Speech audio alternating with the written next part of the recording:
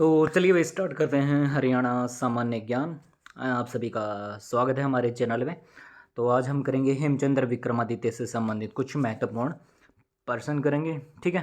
तो चलिए स्टार्ट करते हैं बिना कोई टाइम गवाए। सबसे पहले है प्रश्न है हमारा, हेमू का पूरा नाम क्या था। तो भाई हेमू का पूरा नाम था हेमचंद्र विक्रमादित्य।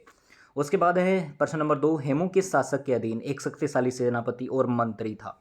तो यह था अफगान शासक आदिल शाह सूरी के। फिर है हेमू का प्रारंभिक पेशा क्या था। तो वह नमक व्यापारी के रूप में अपना जीवन शुरू किया था, ठीक है। चलते हैं अगले प्रश्न की तरफ।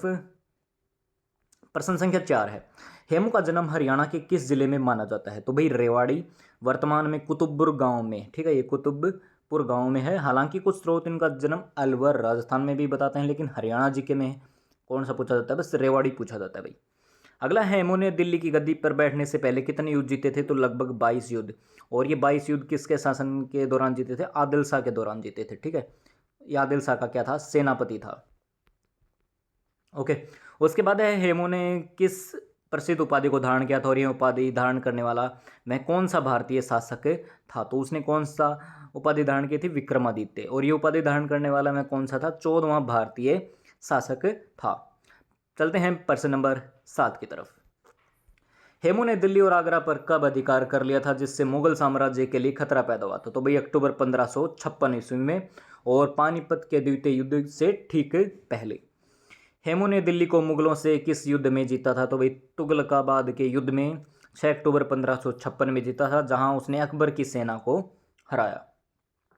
फिर पानीपत का द्वितीय युद्ध कब लड़ा गया। तो यह लड़ा गया था 5 नवंबर 1556 ईस्वी में।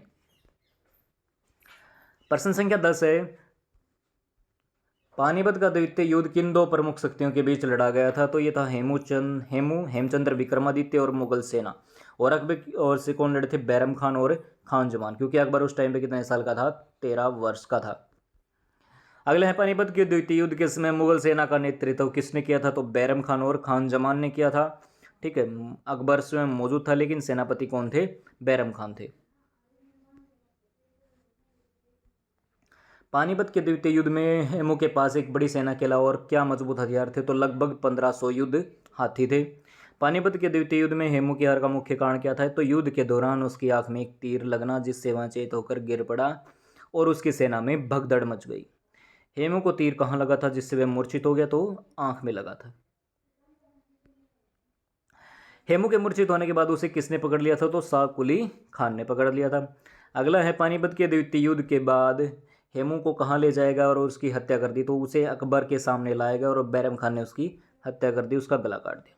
तो हेमू के कटे हुए सिर को कहाँ प्रदर्शन के लिए भेजा गया था, काबुली में दिल्ली दरवाजा पर। हरियाणा में हेमू का समाधि स्थल कहाँ पर है। तो पानीपत में जींद रोड पर। प्रश्न संख्या 19 है, पानीपत के द्वितीय युद्ध का हरियाणा के इतिहास पर क्या प्रभाव पड़ा। तो इस युद्ध के बाद दिल्ली और आगरा पर मुगलों का स्थायी नियंत्रण स्थापित हो गया, जिससे हरियाणा भी सीधे मुगल शासन के अधीन आ गया। प्रश्न संख्या 20 है, हेमू को हरियाणा के किस नाम से लोकप्रिय रूप से याद किया जाता है। तो हेमू या हेमचंद्र विक्रमादित्य। हेमू की मृत्यु के बाद भी हरियाणा में कुछ स्थानीय विद्रोह है, क्या आप में किसी का नाम बता सकते हैं। तो भाई सीधे हेमू से संबंध लेने, लेकिन सतनामी विद्रोह जैसे स्थानीय विद्रोह का प्रभाव बाद में देखा गया, जो केंद्रीय सत्ता के प्रति असंतोष को दर्शाता है। अगला है प्रश्न नंबर 22, हेमू की सेना में किस जाति के सैनिक बड़ी संख्या में थे, विशेषकर पैदल सेना में। तो राजपूत और अफगान सैनिक भी थे, लेकिन उसने अपनी निजी सेना में बड़ी संख्या में विभिन्न भारतीय समुदायों के सैनिकों को शामिल किया था। हेमू को रेवाड़ी का शेर क्यों कहा जाता है। तो क्योंकि वह रेवाड़ी से संबंधित था, उसने अपनी बहादुरी और सैन्य कौशल से दिल्ली तक मार्ग प्रशस्त किया था। प्रश्न संख्या 24 है, हेमू ने दिल्ली पर अधिकार करने के बाद कौन सा महत्वपूर्ण निर्णय लिया था। तो उसने दिल्ली के पुराने किले में अपना राज्याभिषेक करवाकर विक्रमादित्य की उपाधि धारण की थी। तो आज की वीडियो में बस इतना ही, मिलते हैं कल, धन्यवाद।